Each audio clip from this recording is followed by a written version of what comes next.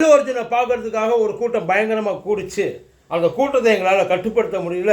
அந்த கூட்டத்துக்குள்ளே மிதிப்பட்டு செத்து போன பொண்ணுக்கு அல்லு அர்ஜுன் தான் பொறுப்பேற்றுக்கணும் அப்படின்னு சொல்லி அத்தனை பேரும் சொன்னாங்க. இல்லை, இப்போ திருப்பதியில் ஒரு சம்பவம் நடந்திருக்கு.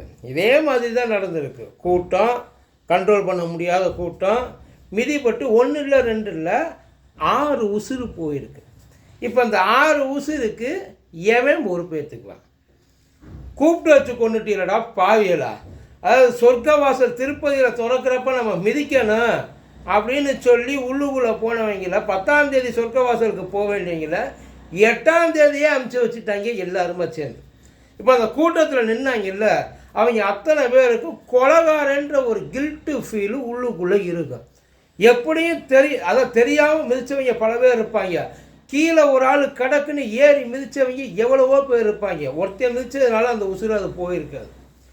இந்த சொர்க்கவாசல் வருஷம் திறப்பாங்க திருப்பதியில் வைகுண்ட ஏகாதசிக்கு ஜனவரி 10லேருந்து ஜனவரி 19 வரைக்கும். அதுக்கு விஐபி எல்லாம் நல்லா சௌரியமாக போயிட்டு வருவாங்கன்னு வைங்கள. இந்த இலவச டிக்கெட்டுன்னு சொல்லிட்டு ஒரு டிக்கெட்டை அனௌன்ஸ் பண்ணுவாங்க. இதை என்ன பண்ணிட்டாலும் இந்த இலவச டிக்கெட்டு இருந்தால் தான் நீ அந்த சொர்க்கவாசல் வழியாக உள்ளேயே போக முடியும். டிக்கெட்டு ஃப்ரீ தான், ஆனால் அந்த ஃப்ரீ டிக்கெட்டை வாங்கினாத்தான் நீ உள்ளுக்குள்ளே அலவுடு அப்படின்னு சொல்லிட்டு ஒரு ரூல். இது தேவஸ்தான போர்டு போட்ட ஒரு ரூல். அந்த டிக்கெட்டை விநியோகிக்கிறதே பார்த்தீங்கன்னா 10ஆம் தேதிக்கு போகிறதுக்கு காலையில் போகிறதுக்கான டிக்கெட்டை 9ஆம் தேதி காலையில் 5 மணிக்கு தான் டிக்கெட்டையே கொடுக்குறாங்க. இந்த 9ஆம் தேதி காலையில் 5 மணிக்கு வாங்குகிற டிக்கெட்டுக்கு 8ஆம் தேதியே எல்லாரும் ஒன்று கூடிட்டாங்க. இந்த டிக்கெட்டு வாங்கிறதுக்கு ஒரு பெருங்கூட்டம், சாதாரணமாகவே திருப்பதியில் ஒரு பயங்கரமான ஒரு கூட்டம் இருக்குன்னு வைங்கள. அதில் இந்த மாதிரி ஒரு ஸ்பெஷல் அக்கேஷன்ஸில் அங்கே எவ்வளவு கூட்டம் வரும்னு கண்டிப்பாக அவங்களுக்கு நல்லாவே தெரியும், நல்லா தெரியும். இது ஒன்றும் நமக்கு வேணால் அது புதுசாக இருக்கலாம், இவ்வளோ கூட்டம் கூடுறது. அவங்களுக்கு இது ஒன்றும் புதுசு இல்லை. அவங்க எக்ஸ்பெக்ட் பண்ணிட்டு தான் உட்கார்ந்துருப்பாங்க. அந்த டிக்கெட்டை 9 இடங்களில் வாங்கலாம். திருப்பதியில் மேலே திருமலையில் முதற்கொண்டு 9 இடத்துல வாங்கலாம்னு சொல்லிட்டு அனௌன்ஸ் பண்ணிட்டு கவுண்டரையும் ஓப்பன் பண்ணிட்டாங்க. இதில் ஒவ்வொரு கவுண்டர்லையும் ஆயிரக்கணக்கான பேர். எவனும் அந்த இடத்துல நீங்கள் என்ன போலீஸாக இருக்காங்க 7 மணியானே இறங்கி லைனில் நின்றான்னு சொன்னாலும் போயான்றாங்க. அதில் அந்த லெவலில் தான் அவங்களோட அந்த டிக்கெட்டை வாங்கி எப்படியா அந்த சொர்க்க வாசலுக்கு உள்ளே போயிடணும் அப்படின்ற ஒரு வெறி. இது பக்தி கிடையாது, இது ஒரு வெறி. போனாத்தான் நமக்கு நல்லது நடக்கும் அப்படின்ற ஒரு நினைப்பு உள்ளுக்குள்ளே ரொம்ப ஆர்வமாக பதிஞ்சு போச்சு. இதை கொண்டு போய் இதில் ஸ்ரீனிவாஸ் மண்டபத்தில் 30,000 பேர் ஒன்று கூடியிருக்காங்க. 30,000 பேர் ஒரே ஒரு இதில் ஒன்று கூடியிருக்காங்க. இன்னும் பேலன்ஸ் கவுண்டரெல்லாம் கொஞ்சம் யோசிச்சு பாருங்க. அந்த கூட்டத்தில் இருக்கிறவங்க வயசானவங்க இருப்பாங்க, பொம்பளை இருப்பாங்க, சின்ன பிள்ளை இருக்கும். இதெல்லாம் எக்ஸ்பெக்டேஷன் தான். கண்டிப்பாக ஏதாச்சும் ஒரு சம்பவம் மெடிக்கல் எமர்ஜென்சி அவசியம் இருக்கும். ஆனால் அந்த மெடிக்கல் எமர்ஜென்சிக்கு தேவையான வேலைகள் எதையாச்சும் ஒன்று இவங்க பார்த்து வச்சுருக்காங்கன்னா ஒரு இளவும் கிடையாது. அவனுக்குள்ள தெரியாமல் தான் கேட்குறேன். இந்த கருமத்தை ஆன்லைனில் என்னென்ன இலவையோ விற்கிறோம்ல. நீங்களுமே திருப்பதியில் டிக்கெட்டு தரிசனுக்கு ஆன்லைனில் விற்கிறீல்ல. இந்த சொர்க்கவாசலுக்கும் போட்டு தொலைஞ்சாத்தான் என்னவா?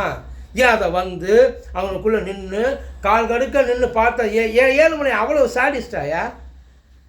அவ்வளோ சாடிஸ்டா வக்கரம் முடிச்சவரா இந்த 7 மணியா? அத்தனை பேர் நின்று வெயிட் பண்ணி கஷ்டப்பட்டு புழிஞ்சு நசுங்கி அதை பார்த்துட்டு வந்தாத்தே அவன் ஏன் ஆன்லைனில் டிக்கெட் எடுத்துகிட்டு அங்கே நீ ஆன்லைனில் டிக்கெட் ஓப்பன் பண்ணிதானே இந்த கூட்டம் தேவையா? இந்த கஷ்டம் தேவையா? இந்த சாவு இப்போ தேவையா? ஏன் லெட்டில் மாட்டு கொழும்பு கலந்ததுக்கு அந்த குதிச்சு இல்லை, இப்போ ரத்தக்கரை படிஞ்சு கிடக்கு திருப்பதியில். 6 உசுறு போய் கிடக்கு. இப்போ உங்களுக்கு அந்த இது பெருசாக எதுவும் உறுத்தலையோ? 7 மணி 6 பேரை பழி நரபலியாக கொடுக்குறீங்க திருப்பதியில். இல்லை இவங்க கொடுக்குறது என்னமோ அப்படித்தான் சார் இருக்குது. இப்போ இதெல்லாம் கேட்டால் கூட இதெல்லாம் தெரியாமல் நடந்தது. இதெல்லாம் 7 மலையான் எப்படி அவர் மேலே பழி சொல்லலாமா? திருப்பதி தேவஸ்தானம் எவன் பொறுப்பேற்றுக்கிறது? இப்போ அதுக்கு பதில் சொல்லுங்கள். திருப்பதி கவர்மெண்ட்டு பொறுப்பேற்றுக்குமா? ஆந்திரா கவர்மெண்ட்டு பொறுப்பேற்றுக்குமா? இல்லை இவங்க பொறுப்பேற்றுப்பாங்க, தேவஸ்தானம் பொறுப்பேற்றுப்பாங்களா? இல்லை பெருமாள் பத்திரத்தில் கையெழுத்து போட்டு இவங்களுக்கு அதுக்கு சம்மந்தம் போல முழுக்க நான் தான். உண்மையிலே பெருமாளையும் இவங்க சேர்த்து அரெஸ்ட் பண்ணி வச்சுருக்காங்க சார். இவங்க அரெஸ்ட் பண்ணி வச்சுருக்கிறது பெருமாளையும் சேர்த்து. அந்த கூட்டத்தில் ஒவ்வொருத்தரும் அந்த உசுரை காப்பாற்றுறதுக்கு எவ்வளவு அந்த வீடியோவை நீங்கள் பார்த்தீங்கன்னா தெரியும். இந்த ஆடு மாடையெல்லாம் போட்டு மோசமான ஒரு லெவலில் உள்ளுக்குள்ளே போட்டு அடைச்சி வச்சுருக்காங்க. மனுஷனாகவே அதை சாமி கும்பிட வர்றவனை மனுஷனாகவே இவங்க மதிக்கிறது இல்லை. அதான் இது அங்கே உள்ளுக்குள்ளே நீ ஃபெசிலிட்டி எல்லாம் பண்ணி வச்சுருக்க, உள்ளே வைக்கிற சேர் போட்டு உட்கார வச்சுருக்க, தண்ணி வச்சுருக்க, பாத்ரூம் வச்சுருக்க, அட்லீஸ்ட் ஒரு நாளைக்கு ஒரு வேளைக்காவது சாப்பாடு. இப்போல்லாம் 3 வேளை சாப்பாடுலாம் வர்றதில்லை, எங்கேயும் இருப்பதில்லை. ஒரு நாளைக்கு ஒரு வேளை சாப்பாடாக வருது. இவ்வளோ பேர் உள்ளே கூடுவாங்கன்னு தெரியுது இல்லை, தெரியும்ல, கண்டிப்பாக இருக்கும். குறைஞ்சபட்சம் அவங்க எக்ஸ்பெக்ட் பண்ணுறதுல இதெல்லாம் பாதி தான் வந்து இருக்கும். அதை மேனேஜ் பண்ணுறதுக்கு ஒரு க்ரௌடு கண்ட்ரோலும் உன்னால் எதுவும் பண்ண முடியலனா அப்புறம் எதுக்கு நீ எல்லாம் டிக்கெட்டை வெளியில் வச்சு கொடுக்குறேன்றோம். இதை வேறு ஏதாச்சும் ஒரு சம்பவம் திருப்பதி, அதாவது கோயில் இல்லாமல் ஒரு லைவ் மியூசிக் ஃபெஸ்டிவல்னு வச்சுக்கையே, இல்லாட்டி வேறு ஏதாச்சும் ஒரு ப்ரைவேட் ஆர்கனைசேஷன் ஏதாச்சும் ஒன்று நடத்து, என்டர்டைன்மெண்ட் ஏதாச்சும் ஒன்று பண்ணுது. இந்நேரம் என்ன ஆட்டம் ஆடி இருப்பாங்க எல்லாருமா சேர்ந்து. எல்லாருமா ஒரு நடிகரே வர்றாரு, அந்த நடிகருக்கு பார்க்குறதுக்கு இந்த மாதிரி ஒரு சம்பவம் ஆகிப்போச்சு. ஒட்டுமொத்த இந்தியாவும் ஒன்று சேர்ந்து அவனை உருட்டி தள்ளி வெளியில் கட்டளை முக்கி இருக்க மாட்டீங்க. ஆனால் இது திருப்பதியில் பண்ண ஒரு ரூபாயை பேச மாட்டான் சார். இது திருப்பதி தேவஸ்தானம் பண்ண தப்பு. இப்போ ஆந்திரா முதல்வர் வருத்தம் தெரிவிக்கிறார். என் வருத்தம் தெரிவித்து என்னத்தை ஆக போகுது? இப்போ அல்லு அர்ஜுனுக்கு 1 கோடி ரூபா கொடுத்தாங்க இல்லை, அல்லு அர்ஜுன் அவன் ஒரு 50 லட்சம், தயாரிப்பாளர் செயலில் ஒரு 50 லட்சம், 1 கோடி ரூபா கொடுத்தாங்கல்ல. இப்போ எதுக்கு ஆளுக்கு 1 கோடி ரூபா திருப்பதி செயல் எது கொடுப்பீங்களா? அந்த ஃபேமிலிக்கு கொடுப்பீங்களா? கொடுத்தாலும் ஒரு பிரச்சனை இல்லை, ஆனால் கொடுப்பீங்களா? உன் தப்பு தானே. ஆனால் இப்போ நீங்கள் கேட்கலாம், நாங்களாக கூப்பிட்டு அவங்களாம் வந்தாங்க, அதுக்கு நாங்கள் என்ன பண்ண முடியும்? அதே மாதிரி தான் அல்லு அர்ஜுன் கேஸும் பல கேஸுகள் அந்த மாதிரி தான். நானாக போக சொன்னேன், அவங்களாம் வந்தாங்க, அதுக்கு நான் என்ன பண்ண முடியும் கேட்டால் அதை ஒத்துக்குவீங்களா நீங்கள்? எல்லா இடத்துலையும் இவங்களை நம்ம இப்படித்தான் சார் பண்ணிட்டு இருக்காங்க. நம்ம மேலே உள்ள தப்பு முதல்ல. அதுலலாம் அல்லு அர்ஜுன் மேலேயும் அவங்க போனவங்க மேலே தான் தப்பு, இந்த பக்கமும் போனவங்க மேலே தப்பு. ஏன் ஜனவரி 19க்கு அப்புறம் திருப்பதியை காலி பண்ணிட்டு வெங்கடாஜலபதி வைகுண்டத்துக்கு போயிடுவாரா என்ன? அங்கே தானே இருப்பார். இந்த 10 to 19க்குள்ளே அப்போ வெங்கடாஜலபதிக்கு பவர் இல்லைன்னு நீங்களே நினச்சிக்கிட்டு இருக்கீங்களா? இந்த 10 to 19 இந்த 10 நாள் மட்டும்தான் வெங்கடாஜலபதி பவர்ஃபுல்லாக இருப்பார். அதுக்கப்புறம் அது டம்மி இல்லைப்பா. இவங்க யோசிக்கிறதுல அப்படி தப்பாக இருக்குது. நீங்கள் செத்தது அவர் சந்தோஷப்படுவாரா என்ன? அவருக்கு அவ்வளோ பிடிக்குமா என்ன? உங்கள் ஒவ்வொருத்தன் உசுரையும் எடுக்கிறதுலாம் வந்து அவருக்கு அவ்வளோ இஷ்டமா என்ன?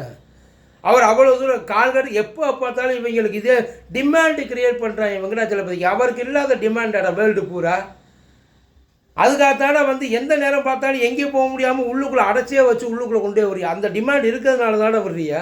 இல்லை அந்த லெட்டு மேட்ருலேருந்து இதை சரி செய்கிறதுக்கு வேறு ஏதாச்சும் பண்ணணுமா?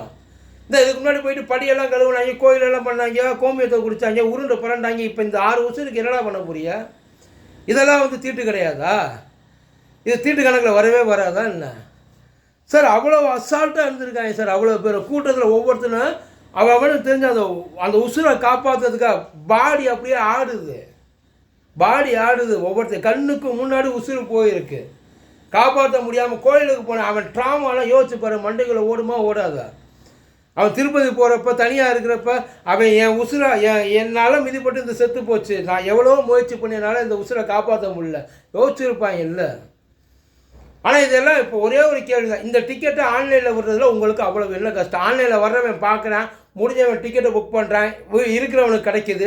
வந்த எல்லாருக்கும் டிக்கெட் நீங்கள் கொடுத்துருவீங்க, இங்கே நின்று அத்தனை பேருக்கும் கொடுக்க மாட்டீங்கல்ல. அதே மாதிரி தான் ஆன்லைன்லையா? ஏன் ஆன்லைனில் வாங்கிட்டு போனால் வெங்கடாஜலபதி பார்க்க மாட்டாரா? கோபமாயிருவாரா? ஆவேசமாயிருவாரா? எப்படி பார்த்தாலும் அங்கே கொண்டு போய் வச்சா நீ உள்ளுக்குள்ளே என்ன நேராக கூட்டி போயிட்டு அவர் காலை கீழே தொட்டு கும்பிட்ற மாதிரி பேசிக்கிட்டு இருக்க. எப்படி பார்த்தாலும் 100 அடி தூரத்தில் தான் இன்னும் பார்க்க போகிறான். அதையும் வந்து ஒரு 2 செகண்ட் 3 செகண்ட் கூட பார்க்க விட மாட்டேன். எப்படி பார்த்தாலும் நீ கொடுக்குற ட்ரீட்மெண்ட் ஒன்று தான். பட் அது கேட்டால் எதுக்கு இவ்வளவு அந்த ஒரு ஹைப்பை கிரியேட் பண்ணி இவருக்கு எதுக்குள்ள ஹைப்பை கிரியேட் பண்ணுறீங்க? ஏன் கூட்டத்தில் நேரடியாக வந்து இப்போ மிதிப்பட்டு செத்ததுக்கு யார் பொறுப்பு? அதை மட்டும் கணக்கு சொல்லுங்கள். தேவஸ்தானம் பொறுப்பா, இல்லை கவர்மெண்ட் பொறுப்பா, இல்லை பெருமாள் பொறுப்பா?